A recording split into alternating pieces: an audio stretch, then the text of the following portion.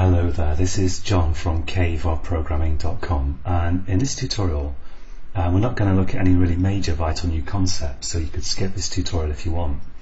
But what I'm going to do is I'm going to take these images that I have on my homepage and use some arithmetic in expression language to lay them out into a grid. The first thing I'm going to do here is I've got this for each loop that's outputting all my images, and let's maybe indent the stuff inside it to make it a bit clearer. And I'm going to put this in a table tag like this, and I'll actually set the class to a class that I've defined in the CSS style sheet, which I think I call images. And I'm going to end the table after I've output the images. Now, to make this table work, for a start, each image has to be in a table data tag like this. So each image is in one cell of the table. I'm also going to set the width on the image. Actually, I'm going to set it equal to 80 pixels, just to scale the image down a bit. And to make this work, what I need to do is, like, every row in the table needs to start with a tr tag and end with a ntr tag. And to do that, if I can find the index of the image within these rows, starting at 0 and counting up 1, 2, 3, 4, then every row is going to start with let's say that the table width is 8, then every row will start with a image at index divisible by 8, so it'll be 0, 8, 16 and so on. And I can use that fact to output the table row tag in the right place. And let's first of all define a variable, just for convenience. I'll say cset var equals table width. Let's call it table width like this. And I'll set the value of that equal to 8. So I'm just putting that here so that it's easy to change, because I'm going to have to use it in 2 places later on. And now here I'm going to have a c:\if, and the test is going to be, I've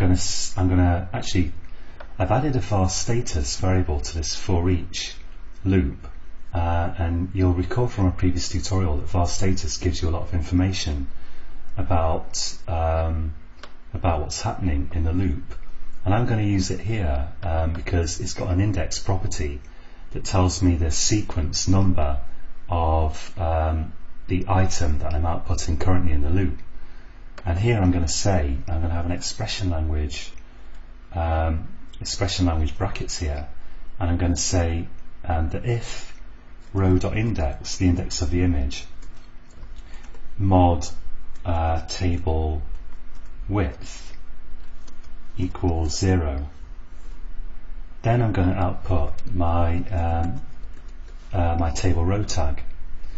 So you'll probably recognize this if you're a programmer, but if you aren't, so table width here is my variable that I created here. So table width is just equal to 8, and this is going to be the index of the image within the sequence, so just numbering 0, 1, 2, 3, 4 and so on. And the mod operator here will do a division, and it will give you whatever's left over after an integer division. So for example, if I divide 9, let's say, by 8, then 9 mod 8 equals 1, because 9 divided by 8 gives you a remainder of 1, or 10 mod 8 will be 2 and so on.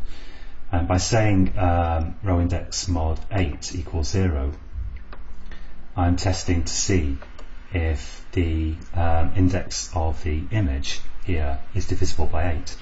Now, to close the table row, I want something really similar, so let's put this in down here. And what I need is, I need the last image on every row will have, the first one will have index 7, and the next one's going to have index 15 and so on. And it's always going to be that if the row index plus 1 is divisible by 8, then I need to output the end table row tag. At least I think that's correct. So let's just run that and see what it looks like. And if it works, then I've got what I wanted. So let's run this. There we go, we've got a nice grid of images which are center aligned, just because that's something I did in the CSS. It's a style that I applied to the table. So that the take-home message here is that you can have arithmetical expressions within expression language like this. And of course, if you want a list of possible things you can do, just search for something like Java EL operators or something like that in Google, and I'm sure you'll find a list really quickly. So that's it for this tutorial, and until next time, happy coding.